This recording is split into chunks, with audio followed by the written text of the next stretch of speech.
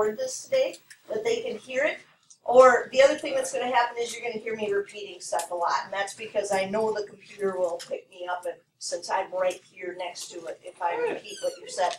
So, graph each quadratic function, name the vertex, axis of symmetry, maximum or minimum value, and the domain and range of each function. My first question for you is this.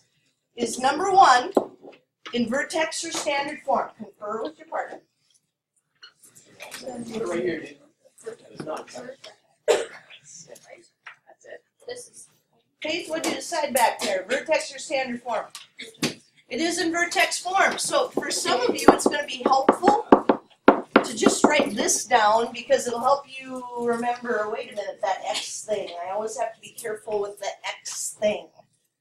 So the next question I'm going to ask you is a little out of order here.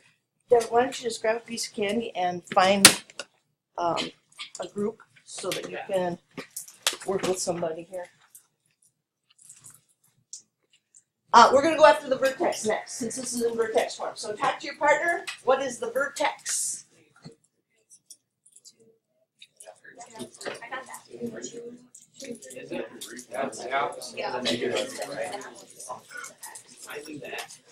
Colin, what did you decide? You look like you're writing something. 2 and 3. Nope. 2 and 3. But why isn't it -2, everybody? It's the opposite. Yeah, you have to do the opposite of whatever's in the X. So it's always the opposite. Now that we have the vertex, I think the axis of symmetry will be easier. So talk to your partner. What's the equation for the axis of symmetry?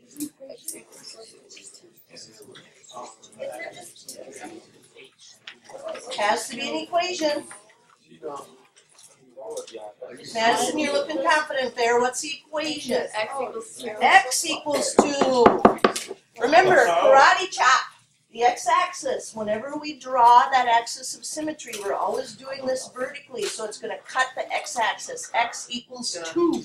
All right, let's get that on a graph. Vertex at 2, 3.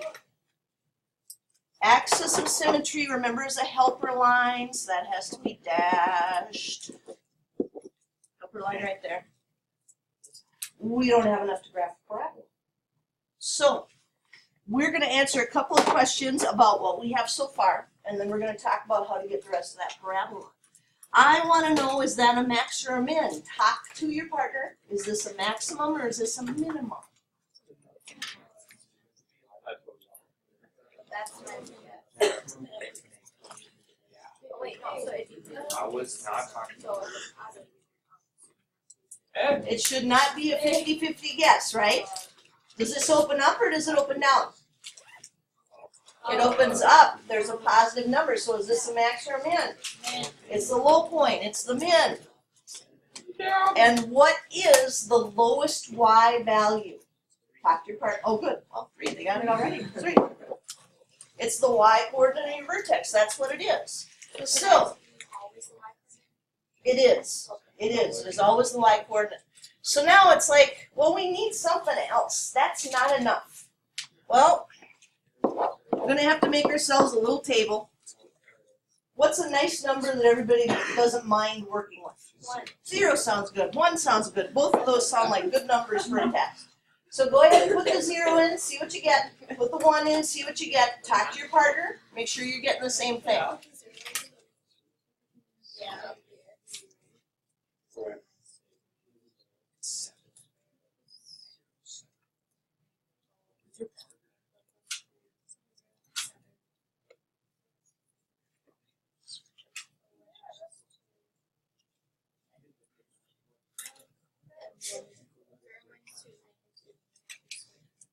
I heard a bunch of people saying 0, 7. Did anybody get something different than 7?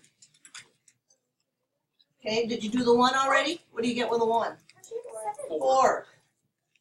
If you put 0 up here, 0 minus 2 is -2. -2 squared is 4. 4 plus 3 is 7. Now, if you did that wrong, here's what you need to know. Tuck it in your brain right now. I better use my calculator to put those numbers in. You know, and that's not a bad thing, because that way you'll slow down a little bit. You'll put parentheses and everything in your calculator, and you'll get it right. All right, so 0, 7, and 1, 4, that's going to help us out a lot.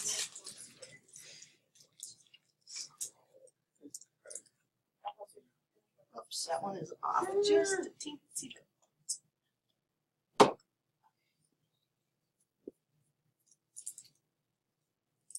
Do you suppose I'll take half points if you don't put arrows on there? Absolutely. What do the arrows tell us? Goes on forever. Goes on forever. Now that obviously affects our domain and range. Do you remember what the domain is for all of these? All real numbers. The R with the extra line on the left. That does it. If you want to write out all real numbers, you can do that too. But now, we were talking about how 3 is the lowest point on this graph. So tell your partner what the range is if 3 is the lowest point on this graph.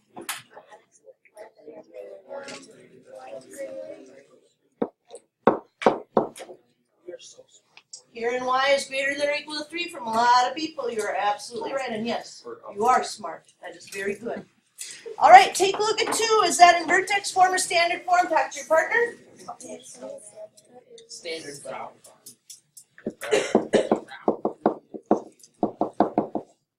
Everybody says standard form, right? Y equals ax squared plus bx plus c. So we're going to need to know the formula to find the axis of symmetry. Talk to your partner. What's our little formula?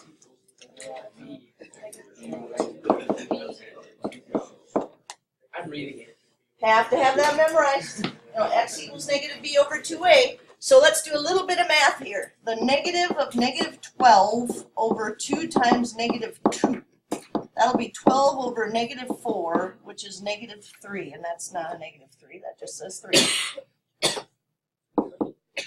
That is the axis of symmetry. But remember, it's a 2-for-1 special. It's also something else. Tell your partner what else it is. Okay.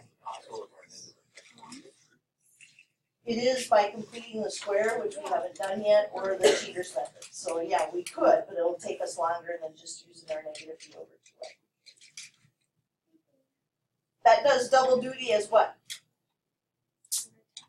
The x-coordinate of the vertex. Tell your partner how we're going to get the y-coordinate. Okay, so everybody's saying plug it in. We're going back up here and we're saying we need negative 2 times negative 3 squared minus 12 times negative 3 plus 11. If you're a little skittish about this, remember, use your calculator, use parentheses, everything will be fine. Alex? To show that on the test, You're going to show all work, every step. That's because, Alex, a problem like this is probably worth 6 points. So if you mess something up, I need to be able to say, okay, it was right here that they messed up. All right, negative 3 squared is 9. Negative 2 times 9 is negative 18 plus 36. So now we're at 18, and 18 plus 11 is, ooh, 29. So here's what we're going to do. We're going to go by 1s on the x-axis, but I think we're going to go by 3s on the y-axis, just so we can see the whole thing. I'm sure we can get it. So we're at negative 3, 29, 1, 2, 3, and 30 would be here, so a little bit short of that. And there's our axis of symmetry.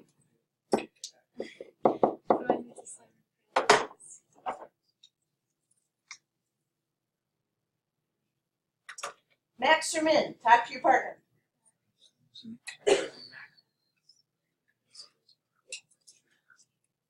How do you know it's a max? I'm hearing people say max. How do you know that? Negative in front means it's going to open down. This is a max. And what is the value we use for the max?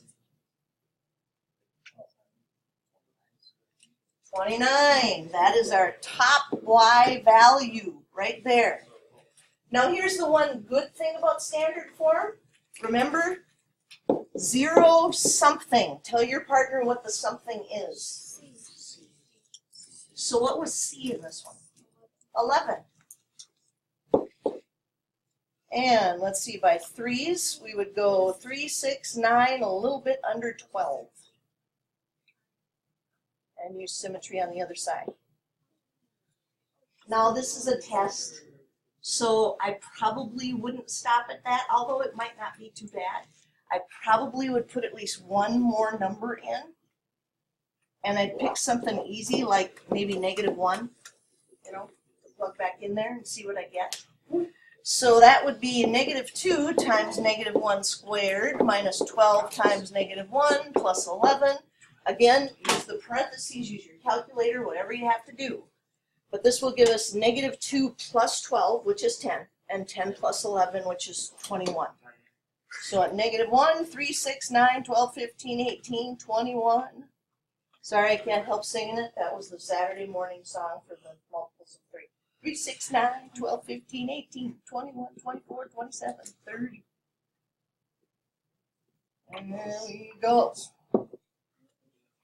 Beautiful. Tell your partner what the domain is. All real numbers.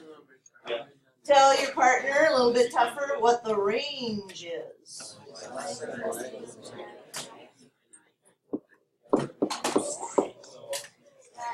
There it is. Definitely going to have to do that on the test. One vertex, one standard. Next up, without graphing. So without graphing, but just thinking through what you know about the numbers. Name the vertex, axis of symmetry, the max or minimum value, the domain and range, and the transformation of the function when compared to f of x equals x squared. Tell your partner what form this is in. Standard. I mean, Tell your partner where the axis of symmetry is. Careful, it's an equation. X equals 3. Thank you, Al. Tell your partner where the vertex is, please.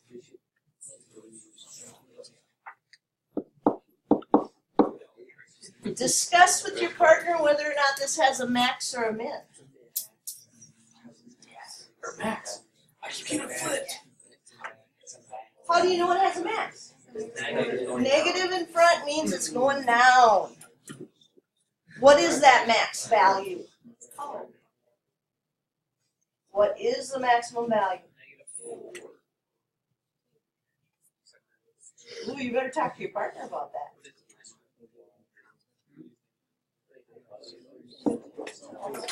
All right, for those of you that are having trouble with this, look right up here. There is your y value, right there.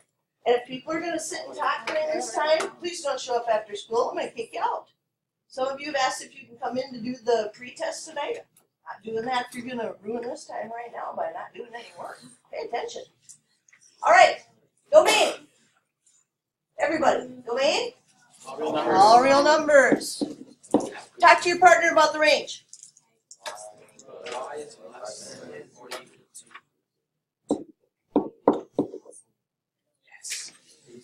All right, let's talk transformations.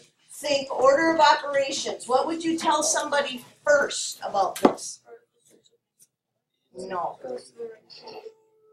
What do you tell them first? Go to the right 3. Translate. Right 3, because we have to start in the parentheses. Go out in front. Now what? Vertical stretch factor of 4. And some of you right now are saying, but what about the negative? That's a different step. That's the next step. What's the negative do? Reflects over the x-axis.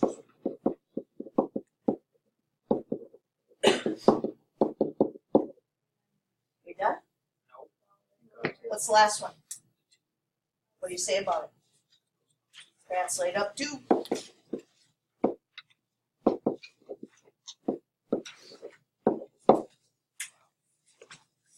Good problems, a lot of points on that stuff. And you want to make sure that you absolutely can do that. Feeling pretty good about those 3? All right. So now we have a physics class. The students in Mr. Wilson's physics class are throwing golf balls. The flight of group A's ball is modeled by the equation y equals negative 0.14 x squared plus 0.68 x plus 6, where the height y in feet can be written as the function of x time in seconds. Now, the first thing I did when I saw this problem was I looked at that. And I said it's a squared, so it's going to be a parabola. And it's a negative, so it's going to go down, which makes sense because they're throwing a golf ball. You know, that's the path it should have. So now it says, when did the golf ball reach its maximum height? What's the name of that spot, everybody? That's the vertex. Now let's just say we're not comfortable with the whole blinky thing, and we don't want to use blinky. How do we find the vertex of this? Talk to your partner. How do you find the vertex?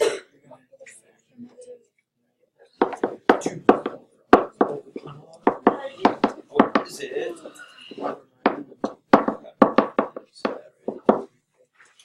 Yep, negative b over 2a. And then you could do this problem with any calculator. You wouldn't necessarily need a graphing calculator.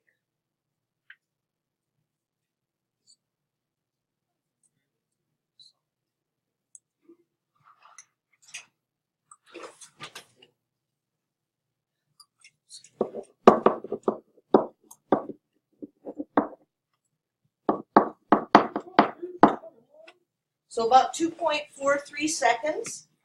So how do we find b then? It says what was the maximum height? Tell your partner. What are you going to do with that in order to figure out how high it was?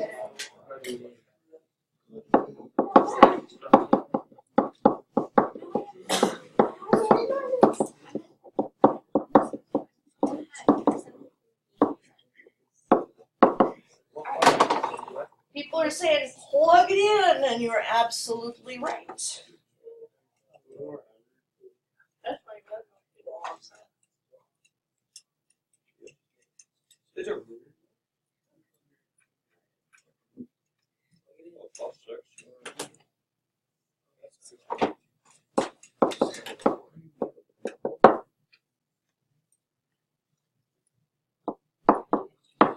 Notice how I keep putting everything up here on the picture, because then it makes sense. You know, you can see what it is. Now we change it up. This says Bobby throws the golf ball to Connor, who makes a spectacular catch of the ball 6 feet above the ground. How long was the golf ball in the air? Now that's a different question. And this is telling us the height is now 6. So I have to go back up to this, and I have to put a 6 in here for y.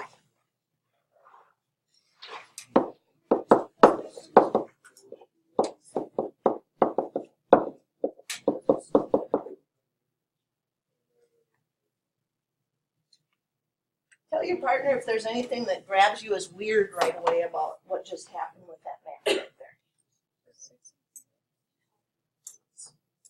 The 6s are going to cancel, aren't they? Yeah.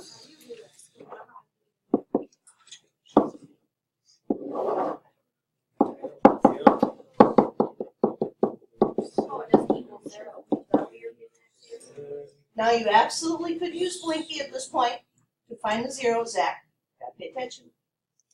But I think this is factorable. What could we pull out of both of those? X and X.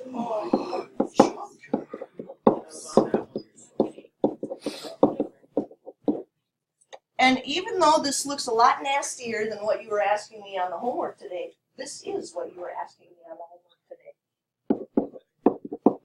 If that's 0, the whole thing is 0. If this is 0, we'll find our answer. Because this is where it started, and this is where it ends.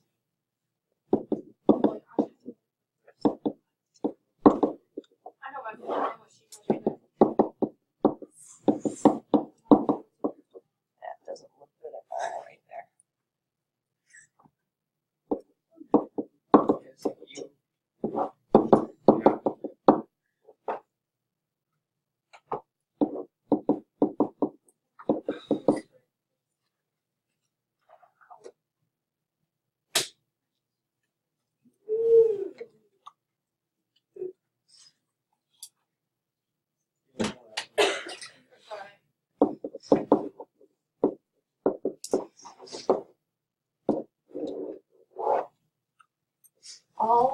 using Blinky.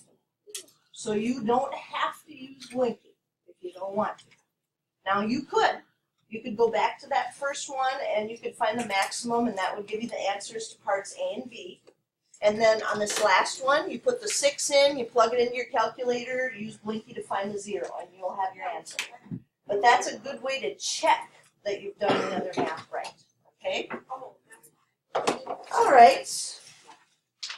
Word problem's done. Woohoo!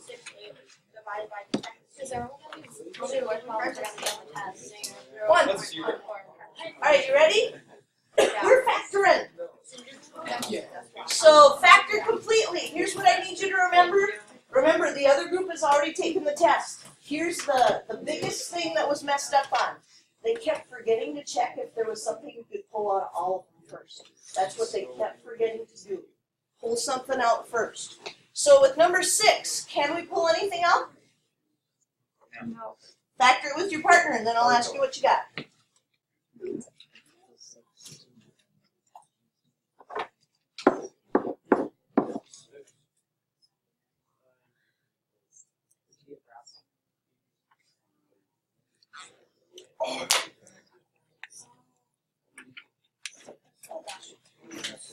Get it?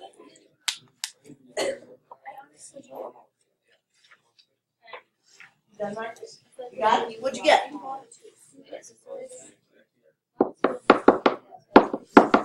Beautiful, Marcus. He's got it. He's got it. Take a look at number 7. Is there anything we can pull out of all of the terms in number 7?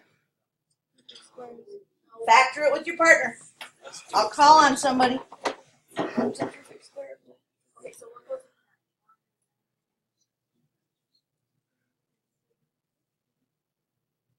I'm already hearing an issue, so I'm going to interrupt you.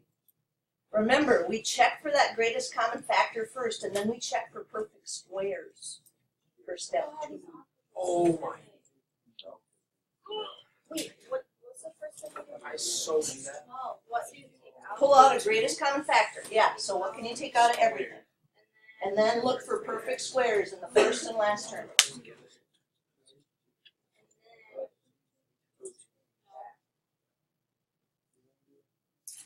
Okay, so it's first you just write it.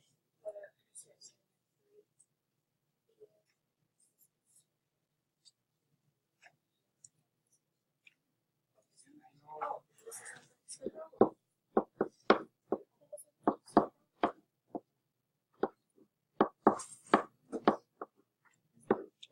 this not a perfect square problem? It is.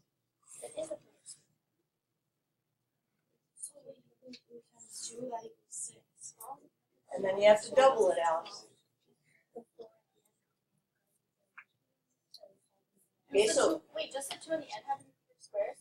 they do, the one in the front and the one in the back have to be perfect squares.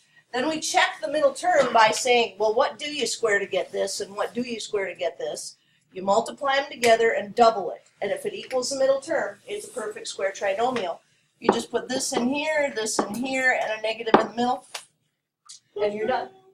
And there it is. So step 1, greatest common factor. Step 2, is this a perfect square problem? Step 3, then we're just out to good old-fashioned factoring. Take a look at number 8. Is there anything we could or should pull out of number 8? We better take that negative out of there.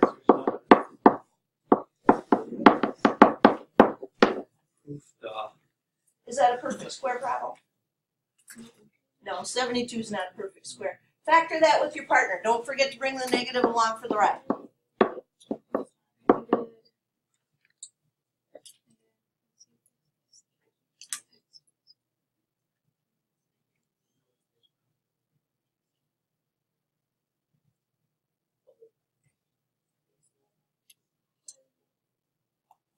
Anybody find them already? 9 and 8? There they are. 9 and 8. Take a look at number 9, everybody. Definitely can pull something out of that one. I want you to talk to your partner about what you would take out of all of those terms.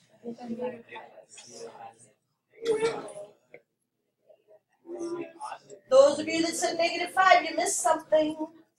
And an X.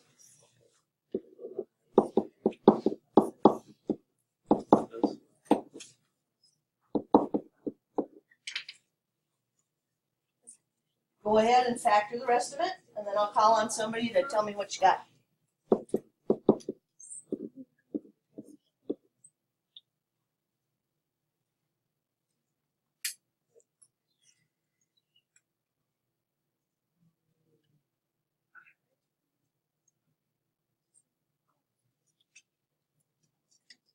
Evan, you must be done. You're looking done.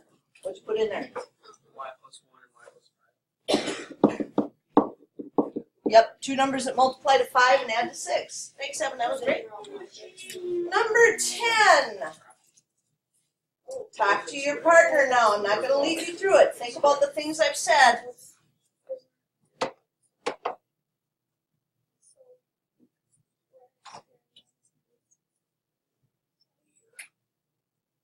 I'm going to stop you because I think some people did this one wrong already. What comes out of both 16 and 64? 16.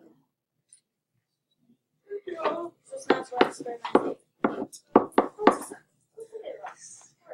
How many 16s go into 64?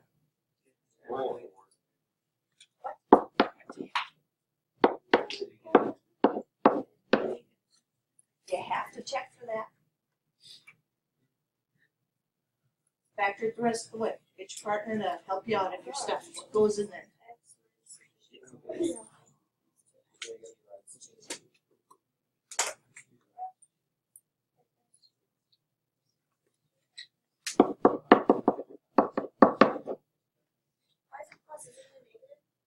Notice there's no middle term, so they have to be opposites. That's the only way outside times outside plus inside times inside are going to cancel each other out, is if those are opposites. So x plus 2 and x minus 2 will make that happen. All right, number 11. Can we pull the 4 out? Could we take at least a 2 out? No? Then this is our least favorite kind. I want you to go ahead and write your pairs down, talk to your partner, see if you can find it.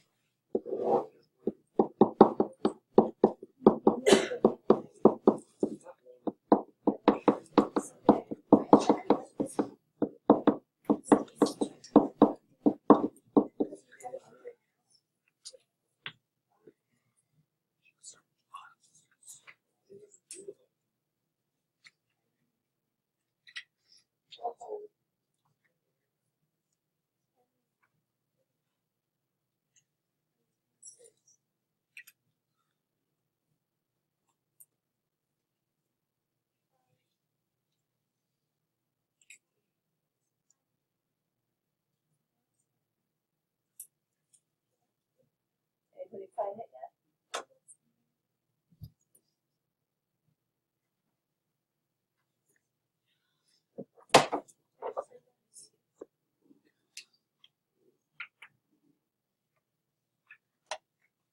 Outside times outside, positive 5. Inside times inside, negative 12. Negative 12 plus 5 is negative 7.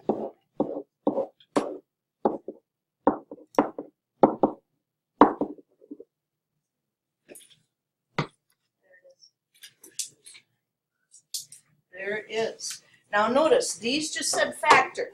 So we factor with greatest common factor, we factor with perfect squares, and then we go to old-fashioned factoring and we're done.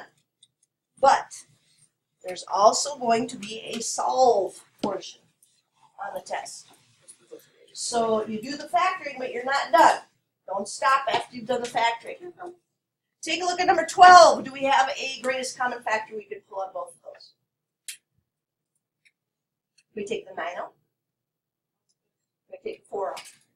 No. But what did you notice about those two numbers? They are perfect squares. But there's no middle term.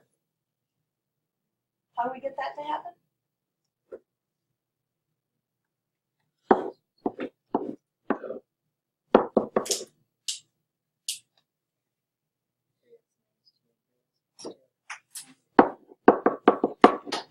Exactly, the middle terms have to be the opposite.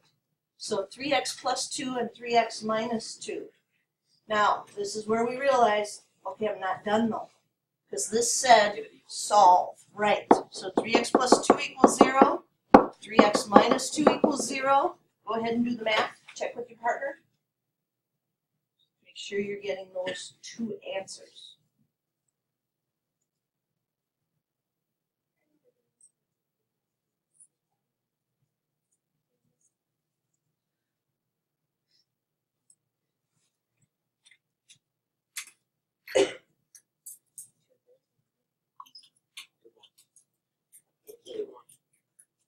What are the two answers, everybody? 2/3 and negative 2/3. So remember, gotta slow down a bit. Oh, wait a minute, I have to give the answers here. I can't just factor, I have to keep going. All right, 13 looks like trouble. Can we take that 5 out of everything? Oh, man. All right, so this is a combo problem. Write them down. Find them.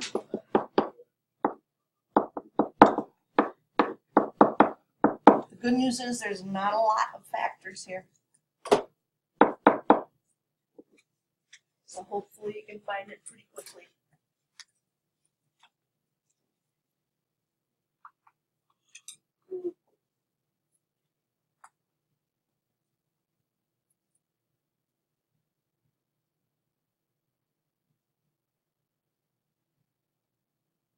Spot it already?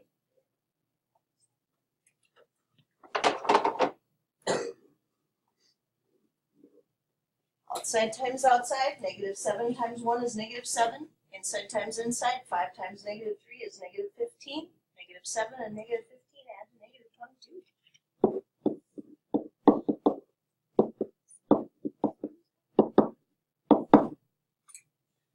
Got the 2 zeros to find. Find them, check with your partner, make sure you're getting the same thing there.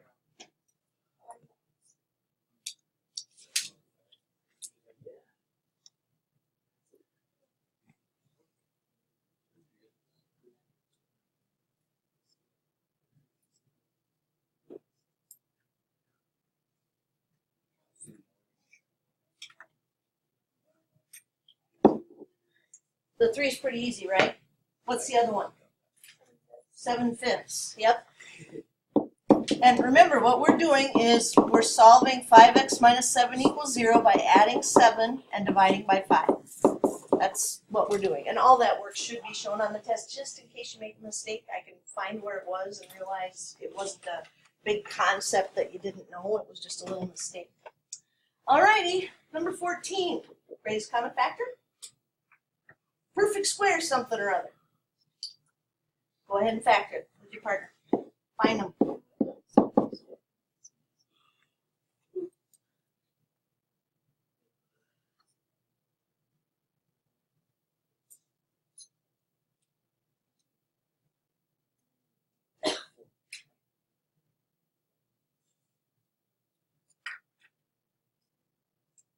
Where are they?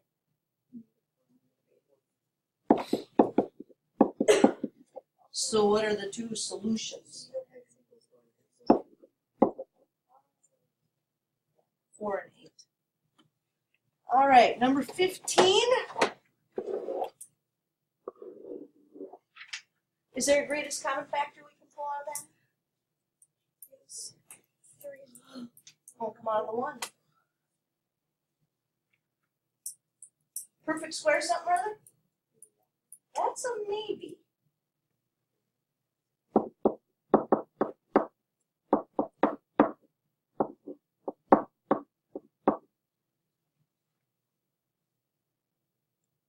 Is it a perfect square trinomial?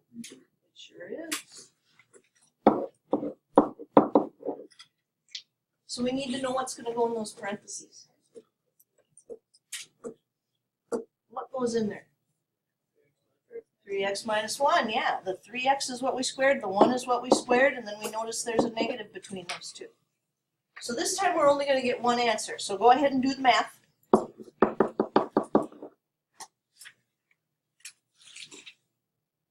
Find it.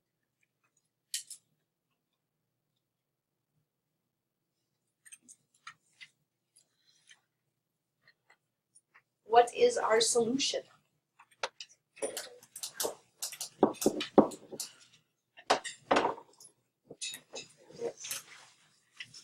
So what you have just seen is basically the test with different numbers on it.